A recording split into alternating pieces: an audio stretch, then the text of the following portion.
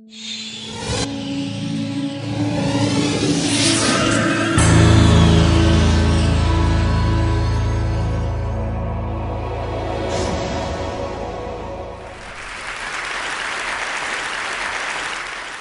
everyone. I'm an artist and a dad second time round. Thank you. And I want to share with you my latest art project. It's a children's book for the iPad. It's a little quirky and silly. It's called Pop It. And it's basically about the things that little kids do with their parents. So this is about potty training, as most of you, I hope, know. You can tickle the rug. You can make the baby poop. You can do all those fun things. You can burst bubbles.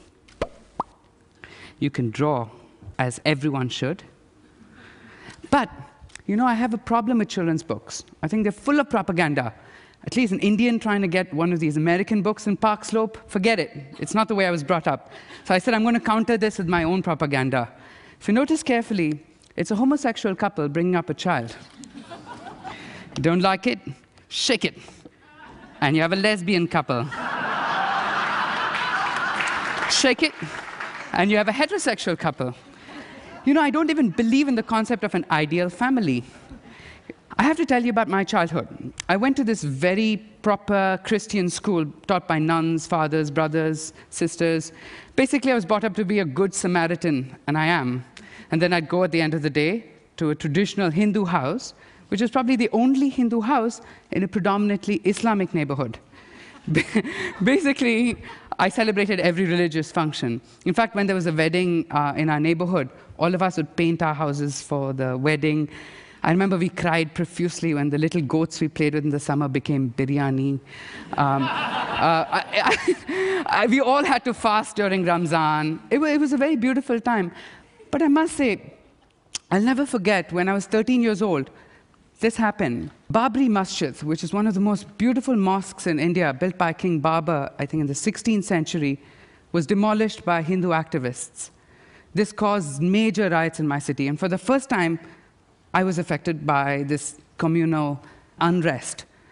My little 5-year-old kid neighbor comes running in, and he says, "Rags, Rags, you know, the Hindus are killing us Muslims, be careful." I'm like, "Dude, I'm Hindu."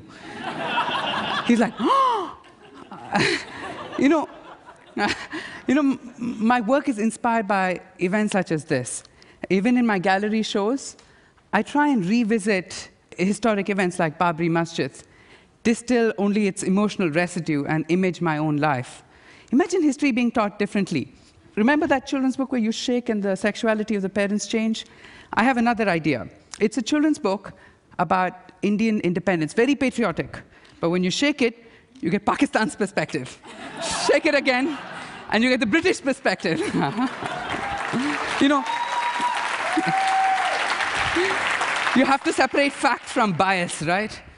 Even my books on children have cute, fuzzy animals, but they're playing geopolitics. They're playing out Israel, Palestine, India, Pakistan. You know, I'm making a very important argument. And my argument is that the only way for us to teach creativity is by teaching children perspectives at the earliest stage.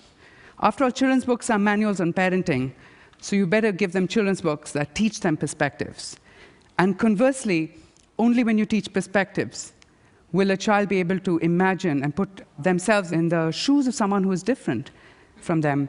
I'm making an argument that art and creativity are very essential tools in empathy. You know, I can't promise my child a life without bias. We're all biased. But I promise to bias my child with multiple perspectives. Thank you very much. Thank you. Thank you.